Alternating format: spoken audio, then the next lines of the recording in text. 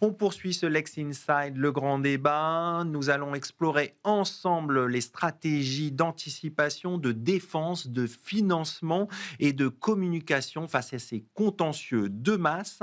Et on va tout de suite débuter avec vous, Gabriel, cette deuxième partie pour savoir comment on peut anticiper ce type de risque. Alors concrètement, comment une direction juridique peut anticiper un contentieux de masse? Alors, il y a 2 cas de figure. Comme l'a rappelé Julie, on a 2 types de contentieux. La class action qui va, émerger sur un problème qui était, pas détectable, cas du Dieselgate, pour Volkswagen, ou un problème qui est lié, à un souci, du secteur. Et puis on a le contentieux dit de follow-on, qui est le contentieux concurrence. Celui-là, on le voit un peu arriver quand même, puisque normalement vous avez vécu devant l'autorité de la concurrence avec une procédure qui a déjà été longue. Donc vous avez eu le temps de la voir émerger. Après, ça ne veut pas dire qu'on connaît les griefs, très tôt dans le dossier, on les connaît à la fin, mais on est capable d'imaginer ce que va être, ou ce que vont être les contentieux indemnitaires.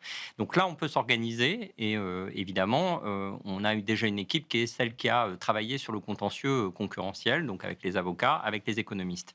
Ça permet déjà de s'organiser sur les contentieux de follow-on. Les contentieux qui sont plus exceptionnels, non pas que les contentieux concurrents soient pas exceptionnels, mais les contentieux que vous ne voyez pas émerger, c'est beaucoup plus compliqué parce que là, il y a un effet de découverte. Il y a un C'est effet quel de... type de contentieux? Alors, typiquement, moi, si je prends le secteur des télécommunications, on a eu un contentieux où on a eu une plainte de 400 demandeurs qui estimaient subir un préjudice individuel de santé lié à la 5G. Donc, voilà, on découvre ça, et qui d'ailleurs est médiatisé immédiatement, puisque c'est aussi une stratégie des gens qui montent ce type de dossier, qui est de dire voilà, il y a un problème de santé publique, c'est très grave, et donc là, vous découvrez. Et donc, vous découvrez aussi des arguments qui sont parfois un peu étonnants et auxquels vous devez réagir. Typiquement, la 5G permet d'observer tout le monde. La 5G va avoir des problèmes sur la santé qui n'ont pas été analysés par les autorités.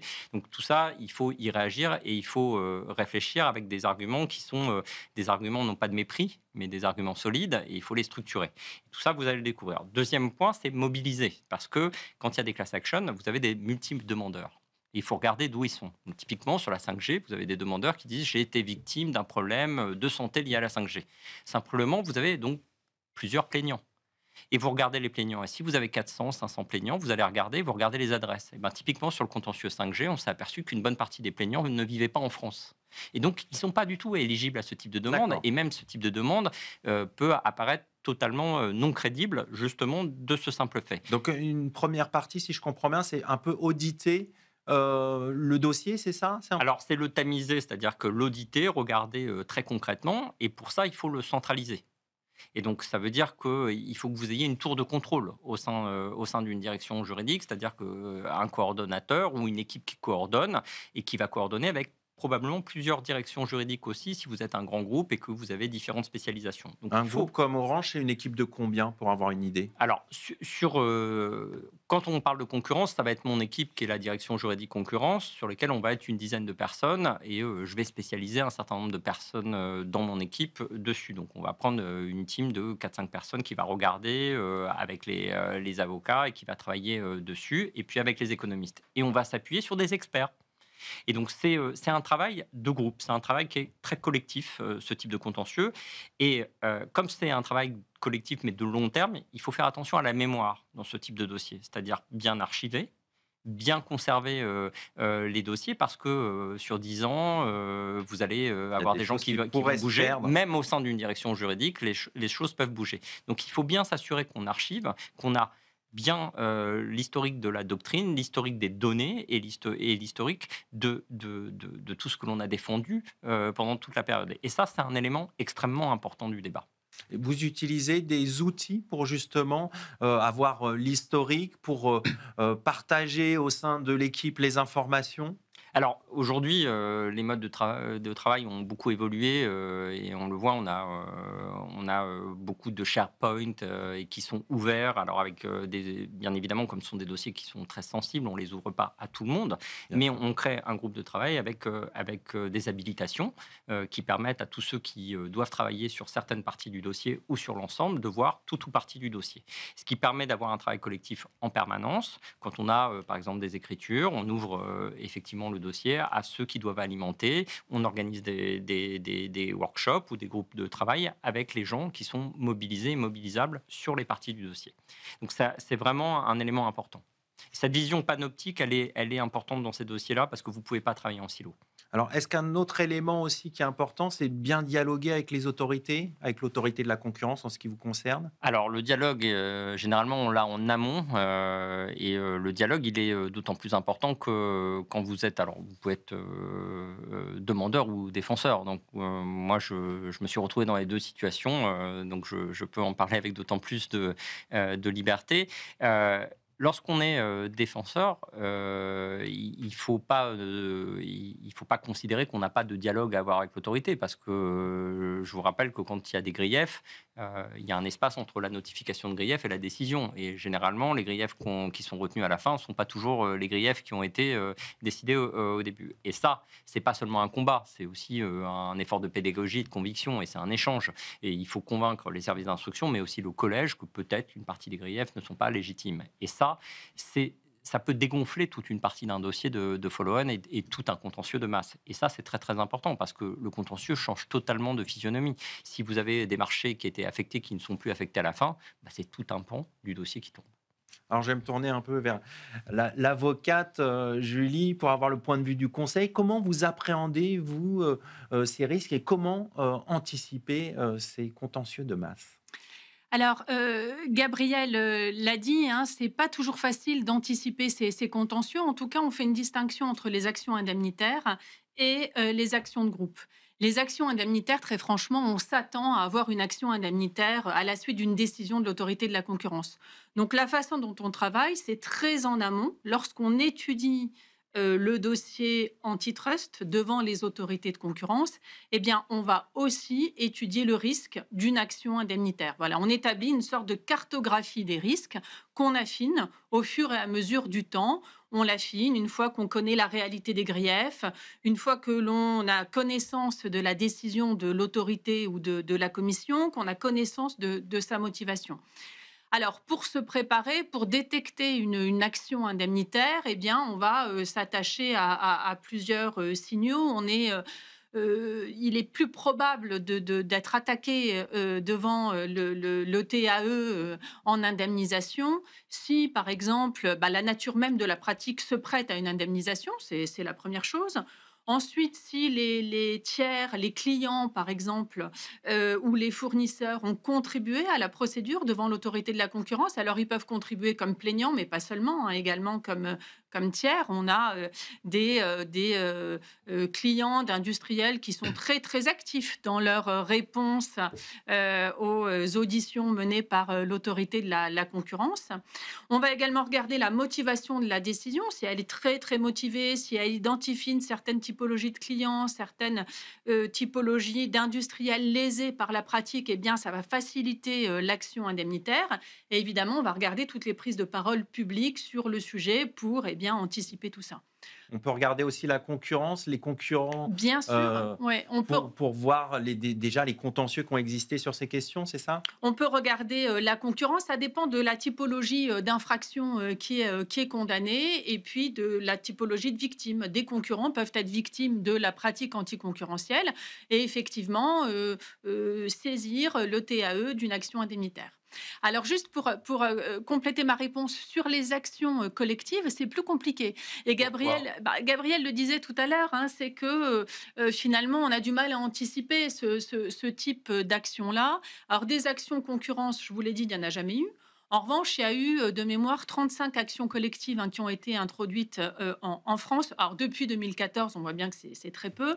Nous, on a accompagné une entreprise dans le cadre d'une action collective en matière de publicité trompeuse.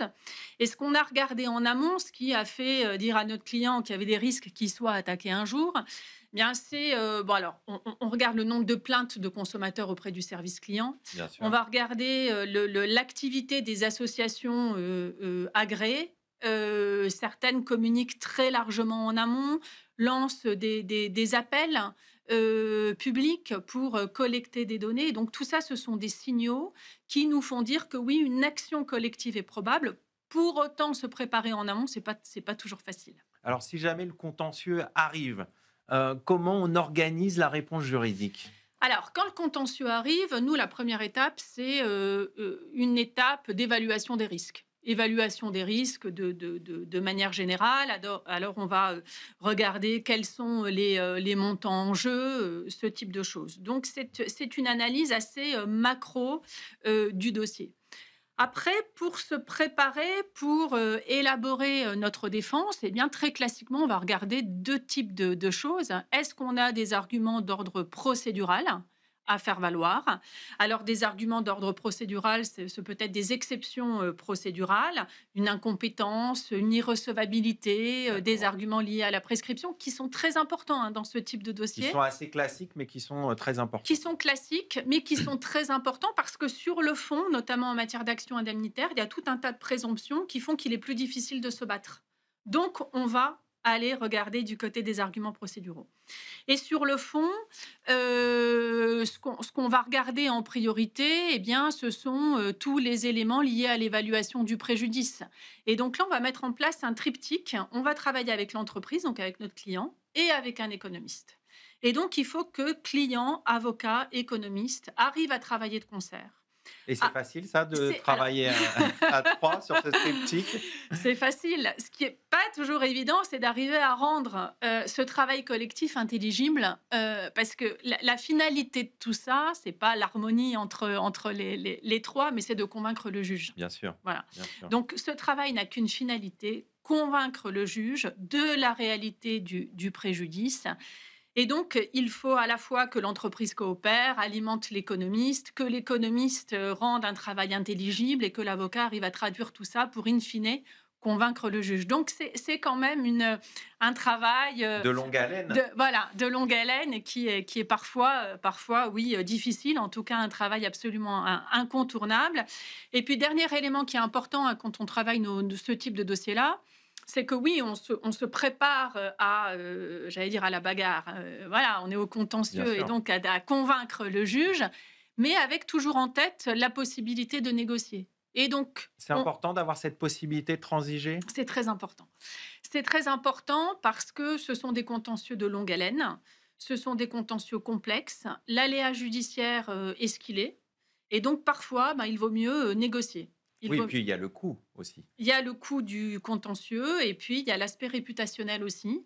Et donc, il vaut mieux parfois transiger ce type de dossier-là qu'aller au bout. Donc Une oui, bonne c'est transaction vaut mieux qu'un mauvais procès? exactement l'adage voilà, est tout à fait d'actualité dans ce domaine. Gabriel, comment ça se vit côté entreprise, cette relation avec économiste, avocat, dans le cadre de ce type de contentieux? Alors, comme je l'ai dit, le but, c'est de convaincre le juge et pas forcément que tout le monde s'entende bien en interne. L'objectif est vraiment d'épurer et de rendre lisible finalement la défense. Et ça, c'est très compliqué parce que dans des débats qui sont des débats indemnitaires, vous avez des débats très experts, très économiques. Et donc, il faut éviter le bruit entre l'économiste d'en face ou les économistes d'en face et votre propre économiste. Et donc, c'est des débats qui sont très complexes à rendre intelligibles parce qu'on a plein de cabinets qui sont très performants tous, mais qui défendent les thèses des demandeurs Bien sûr. et de celui qui se défend ou de ceux qui se défendent. Et donc, c'est évidemment, chacun défend sa thèse avec la même conviction. Et donc, il faut essayer de rendre les arguments les plus simples possibles, les plus intelligibles et les plus rationnels. Les plus rationnels et ça, Et ça comment on fait? ça passe par déjà le fait que on ne laisse pas, on ne délègue pas à l'expertise aux experts. Il faut aussi se mettre dans la peau du juge. Il faut aussi se mettre à la fois dans la peau d'un joueur, mais d'un spectateur en permanence. Et donc écouter les arguments, voir si on est convaincu et si on pense que sur la base des éléments tangibles dont on dispose, tout ça est cohérent. Parce qu'il n'y a rien de pire dans ce type de contentieux que d'être pris en flagrant délit de raconter n'importe quoi. Bien Parce que sûr. ça, c'est très facile. Vous pouvez défendre une thèse extrêmement savante. Dans ces contentieux, qui sont des contentieux notamment de follow-on, il y a des choses qui sont très simples. Il y a une faute, il y a un lien de causalité et il y a le fait que vous avez été individuellement impacté. Si vous êtes une entreprise qui fait plus de 500% de bénéfices pendant la période des pratiques, ça va être compliqué quand même d'expliquer que vous avez été particulièrement touché. Bah, on peut avoir ce type de débat. C'est Et en pour tout ça que cas, la gestion de la preuve est importante justement elle est pour importante. accréditer sa thèse. Et c'est très compliqué parce qu'on parle de marchés qui parfois ont été affectés il y a 10 ans. Et donc, vous n'avez pas forcément l'idée que vous allez garder tous les éléments du marché de l'époque, des marchés, et des discussions. C'est valable pour le demandeur comme pour celui qui se défend, hein. Je ne dis pas que c'est la question ne se pose que pour celui qui se défend. Elle se pose pour tout le monde. Et c'est très compliqué parce que les débats judiciaires sont déplacés dans le temps par rapport aux faits. Alors, on va venir avec vous, Alexandre, sur la question du financement pour aller plus loin. Quels sont les mécanismes à l'œuvre? Alors, le mécanisme du tiers financement, il est assez simple. Le principe, c'est que le financeur va prendre en charge tous les frais qui sont liés au contentieux. Et en échange de cette prise en charge, il touchera une partie des dommages et intérêts de ses clients financés en cas de succès du contentieux. Si le contentieux est perdu, à ce moment-là, le tiers financeur perd son investissement. Donc, Le pourcentage, il y a des fourchettes. alors, en pratique de marché, on va être entre 10 et 30 et le pourcentage va évoluer en fonction de la durée du contentieux. Donc, plus le contentieux dure longtemps, plus le pourcentage augmente. Donc, D'accord. voilà, la façon dont comment dire, le principe du financement de contentieux fonctionne. Et j'ajouterais peut-être le rôle du financeur dans ce type de contentieux. Donc, comme je le disais, nous, on intervient toujours un petit peu après dans les cas de follow-on où on va arriver une fois que la décision de l'autorité de la concurrence est devenue définitive. Quand c'est des actions de masse, là, en revanche, on va être là dès le début. Mais le rôle du financeur, ça va être aussi de faire ce rôle un petit peu comment dire, on va faire un audit, nous, du dossier, parce Bien qu'effectivement, on ne sûr. finance pas tous les contentieux qu'on nous propose. En général, on est plutôt autour d'un taux de sélectivité de 10%. Donc, pour un D'accord. dossier financé, on va en voir une dizaine. Et donc, en fait, ce qu'expliquait Gabriel, par exemple, de regarder dans une action de masse d'où viennent d'où viennent les demandeurs, voir si la classe de demandeurs elle est légitime et homogène. Ça, c'est un travail qu'on va faire nous en amont.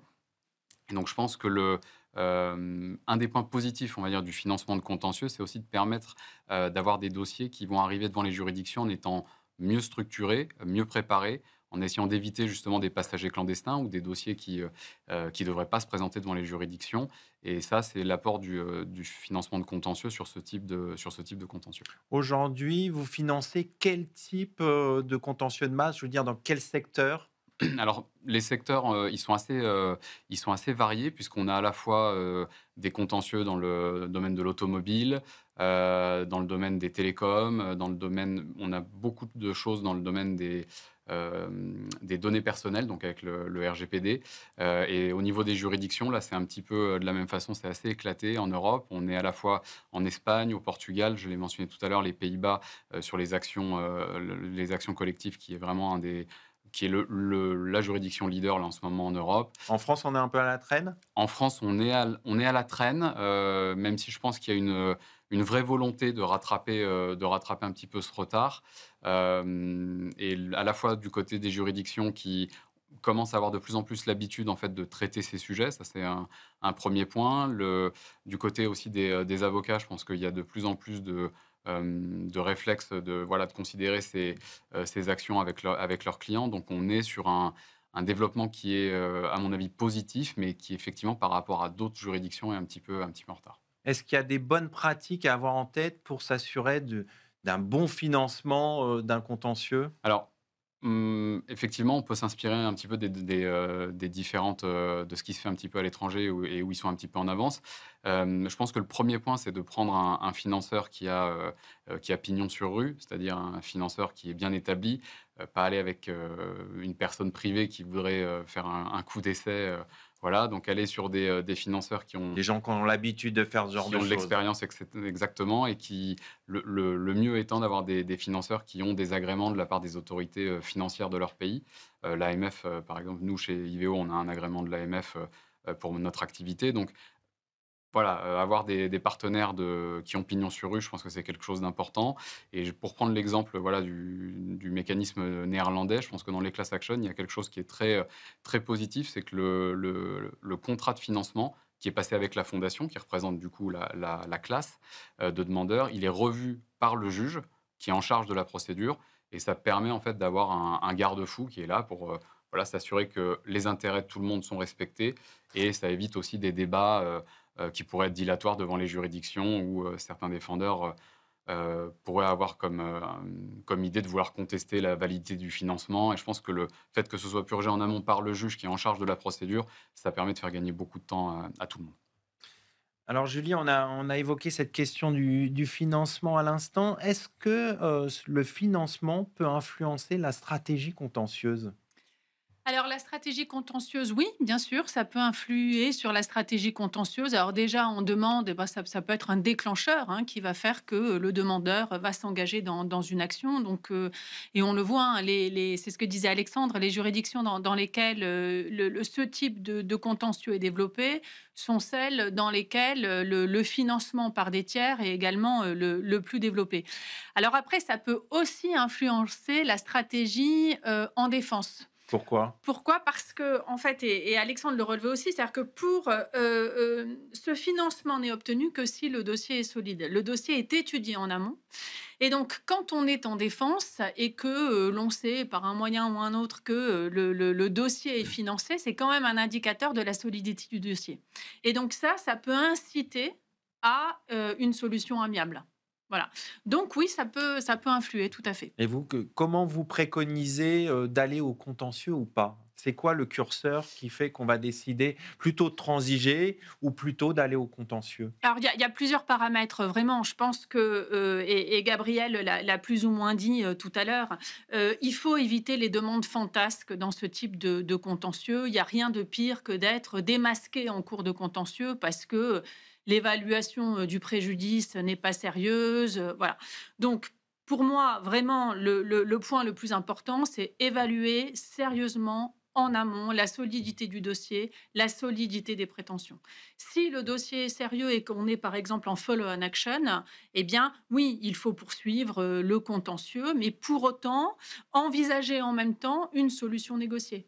Et après, l'arbitrage, il se fait en fonction de tout un tas d'éléments que l'avocat ne maîtrise pas forcément parce que eh bien, l'entreprise va prendre en considération plusieurs choses.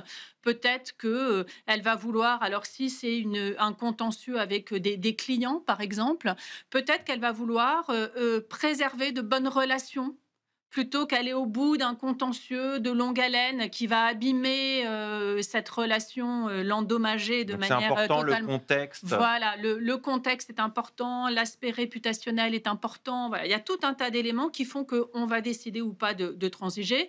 Et bien évidemment, il y a les conditions de l'accord, les conditions de la transaction. Qu'est-ce qu'on obtient dans une transaction? Une transaction, ce sont des renoncements réciproques.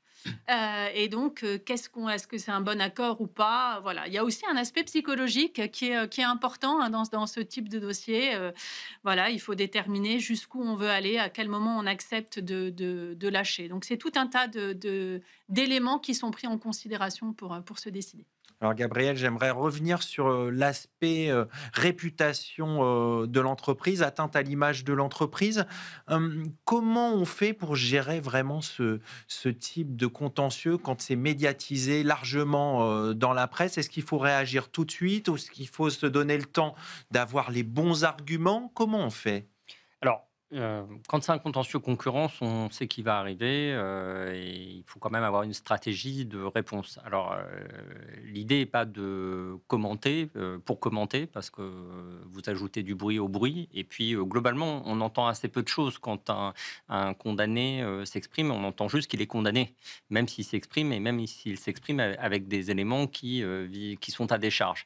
Donc, c'est compliqué quand vous êtes celui qui doit se défendre d'avoir cette prise de parole. Il faut qu'elle soit mesurée, il faut qu'il y ait des arguments intelligibles, qui peuvent être des arguments soit d'assumer un passé compliqué et en expliquant qu'il était très lointain et il renvoie à des choses qui n'existent plus. Et généralement, on parle de faits qui peuvent avoir 10-15 ans. Et donc, c'est quelque chose qu'une entreprise peut assumer en disant oui, peut-être que c'est des choses qui ont pu se passer. Nous n'estimons pas qu'ils ont eu cette ampleur, mais pour autant, on n'estime pas qu'il ne s'est rien passé et on estime qu'aujourd'hui, Et nous depuis, peut-être, on a sommes devenus avancé, on a fait d'autres choses. un acteur vertueux. Il ne faut pas forcément avoir peur de ce genre de discours, c'est quelque chose qui doit se mesurer. Évidemment, vous êtes dans un environnement indemnitaire, donc vous n'allez pas dire oui, je suis un condamné en habit de lumière, Bien je sûr. vais sortir le carnet de chèques. C'est pas ça. Là encore, il faut avoir un discours qui soit intelligible, ne serait-ce que parce que, il ne faut pas l'oublier, Julie le rappelait, il y a des clients. Il y a des demandeurs qui peuvent aussi être votre partenaire. Donc, à un moment, il ne faut pas non plus insulter les situations. Et donc, si vous êtes condamné et que vous êtes condamné de manière avérée, la question, c'est est-ce que il y a eu des dommages à l'économie? Et donc, c'est là où il faut positionner le débat. Mais vous ne serez jamais intelligible sur l'indemnitaire. Donc, la seule chose que les gens vont retenir, c'est la faute. Là où la prise de parole, elle devient importante, c'est quand vous estimez que la décision, elle est critiquable, que vous la critiquez, que vous l'attaquez. Et là, c'est un peu problématique parce qu'il y a un peu ce qu'on appelle la loi de Brandolini, qui est que si vous gagnez à la fin, peu de gens s'en rappelleront. C'est-à-dire tout le monde se rappellera que vous avez été condamné, peu de Bien gens sûr. sauront que vous avez été blanchi. Et ça, c'est compliqué. Donc c'est un élément important parce que sinon, vous avez la petite musique en permanente, que Bien vous sûr. êtes un délinquant et qui revient. Et même si à la fin, vous êtes blanchi, c'est très compliqué. Et globalement, tous les acteurs qui ont été condamnés à un moment ou à un autre, il y a un peu cette double peine. Le droit de l'oubli n'existe pas ou peu de manière médiatique. Alors, et le rôle du directeur juridique dans tout ça, quelle est sa place? C'est fournir des éléments à la direction de la communication? Comment on fait aussi des échanges avec votre avocat? Comment Alors, ça se passe? Alors, dans une entreprise ça dépend déjà du niveau d'expertise. Si on parle de la concurrence et qu'il y a une direction concurrence, elle va être impliquée, évidemment, dans la gestion de la communication parce que c'est elle qui a le savoir sur la procédure. Et évidemment, elle va préparer des éléments de langage avec la direction de la communication. Donc, on n'attend pas que le ciel nous tombe sur la tête pour réagir, surtout si on sait qu'une décision arrive ou si on sait qu'il va y avoir un effet médiatique sur une décision concurrence. Lorsque c'est des actions collectives qu'on ne peut pas détecter, là, on les découvre comme tout le monde au fur et à mesure. Pour ce qui est des actions qu'on peut anticiper, il y a des éléments de langage, on est toujours mesuré parce que là encore, vous vivez devant les juridictions. S'il y a des appels, vous ne pouvez pas non plus venir expliquer aux juridictions qu'elles ont tort, qu'elles ont eu tort, ou à l'autorité Donc, il faut qu'elle a être tort. mesuré. Il faut être mesuré, il faut être rationnel, et puis il y a très peu de choses qui sont entendues et entendables. Et donc il faut là aussi faire attention. Et puis il y a aussi des effets qui sont, quand vous êtes une société cotée, il faut faire attention à ce que vous racontez. Parce que Il y a des effets après. il y a des effets. Et donc tout ça est évidemment important et maîtrisé, ce qui fait que la direction juridique est évidemment embarquée dans la communication, mais elle n'est pas le seul acteur de la communication. Julie, est-ce que la transaction peut être aussi un moyen de limiter le bad buzz? Oui, tout à fait. Pourquoi? Parce que la transaction, ça va permettre de contrôler un narratif. Donc, dans le cadre de la transaction, encore une fois, la transaction, c'est tout simplement un accord avec le plaignant. On peut se mettre d'accord sur les éléments de communication et généralement, on se met d'accord pour ne pas communiquer. Et donc, ça, voilà. Ça cadre les choses. Ça limite cadre les d'arrêter choses, de- c'est souvent l'intérêt principal de la transaction parce qu'on sait que s'exposer à un jugement, on connaît la motivation des jugements du TAE, je pense que personne ne va me contredire. Il y a une grande amélioration, mais malgré tout, parfois, on peut avoir des considérants qui sont extrêmement dommageables pour l'entreprise. Donc oui, la transaction a cette vertu-là, contrôler plus ou moins le narratif et garder la main sur la communication. Alors, on sait qu'il y a un mouvement aussi des pouvoirs publics pour encourager justement la médiation, la conciliation. Est-ce que les juridictions encouragent ce type de solution aussi? Oui, elles encouragent ce type de solution. Alors, il n'y a pas que les juridictions, il y a une nouvelle contribution à la justice économique qui a été mise en place. Elle a été mise en place, c'est une contribution qui peut aller jusqu'à 100 000 euros et qui s'applique aux entreprises de plus de 250 salariés de mémoire et pour des prétentions qui vont au-delà de 50 000 euros. Donc, c'est une contribution qui très vraisemblablement va s'appliquer dans de nombreuses actions indemnitaires. Et donc cette contribution-là, je la mentionne pourquoi? Parce qu'elle est remboursée en cas de transaction. Et donc on voit qu'il y a une D'accord. véritable volonté des pouvoirs publics de rationaliser les actions devant le tribunal devant le TAE, le tribunal des activités économiques. Pourquoi? Pour éviter les demandes fantasques, désengorger les tribunaux, responsabiliser les justiciables. Mais cette contribution est remboursée en cas de solution négociée. Autre élément, alors là, qui concerne vraiment les juridictions, il y a un nouveau protocole qui a été mis en place par le TAE qui prévoit d'aider les entreprises à transiger. Enfin voilà, il y a vraiment un appel à désengorger les tribunaux, si bien que oui, il y a une forme de soutien, on peut dire ça comme ça. Peut-être juste pour Je vous en ajouter prie, quelque chose Alexandre. sur la transaction, je pense que pour faire le lien avec ce que disait Gabriel en tout début d'émission sur l'arrêt de la Cour de cassation qui concernait Volkswagen sur le Dieselgate, la situation du Dieselgate, il est assez intéressant parce qu'on a eu exactement les mêmes comportements de l'entreprise aux États-Unis et en Europe. Aux États-Unis, même s'il y a un cadre législatif qui est un petit peu différent, il y a eu une transaction qui a été faite avec le gouvernement américain et avec les représentants des class actions qui étaient en train de se monter. Je crois que ça a duré 6 mois, hein, quelque chose comme ça. Alors, certes, Volkswagen a dû payer 15 milliards pour à peine, je crois, 300 000 véhicules qui étaient en circulation à ce moment-là aux États-Unis. Mais, in fine, ils ont contrôlé à la fois le temps de l'action, puisqu'aujourd'hui, c'est terminé. Le narratif, je pense qu'aux États-Unis, c'est plus vraiment un sujet, tout du moins j'imagine.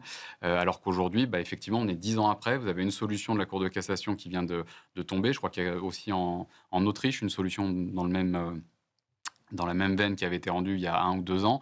Et donc Volkswagen, aujourd'hui, est encore en Europe concerné par ces contentieux, alors qu'ils auraient pu, de la même façon qu'aux États-Unis, transiger et mettre un terme à tout ça si on avait eu en Europe un système qui leur aurait permis de pouvoir faire une transaction avec des systèmes d'opt-out comme aux États-Unis. Malheureusement, ce qu'on n'avait pas à l'époque et ce qu'on n'a encore pas aujourd'hui dans toutes les juridictions européennes. Alors justement, est-ce qu'on ne peut pas s'inspirer de ce que font d'autres pays, les États-Unis? Vous avez parlé tout à l'heure des Pays-Bas, pour une meilleure appréhension de ce type de Ouais, je contentieux? pense qu'effectivement, sur un des vrais points sur lequel on pourrait faire un gros effort, c'est le fait de passer à l'opt-out et sortir de notre mécanisme d'opt-in. Ça donnerait beaucoup plus de force aux actions collectives, mais ça permettrait aussi aux entreprises de considérer de manière plus sérieuse, j'allais dire, les transactions, parce que la difficulté qu'on a aujourd'hui, et je le comprends, moi, du côté de l'entreprise en défense, c'est que quand vous allez faire une transaction avec un demandeur ou avec un groupe de demandeurs, il n'y a aucune garantie que vous n'ayez pas un autre groupe de demandeurs qui va former une nouvelle action derrière. Il n'y a pas de possibilité en fait de tenir toutes les personnes qui sont potentiellement victimes du cartel ou de l'entente. Et donc c'est compliqué de s'engager avec un groupe en se disant que peut-être derrière, ça va être, en réalité, ça va ouvrir la porte à beaucoup d'autres demandes qui vont se succéder. Donc effectivement, je pense que déjà, si on arrivait à passer sur un système d'opt-out, ça serait une grande avancée pour le mécanisme des actions collectives en France.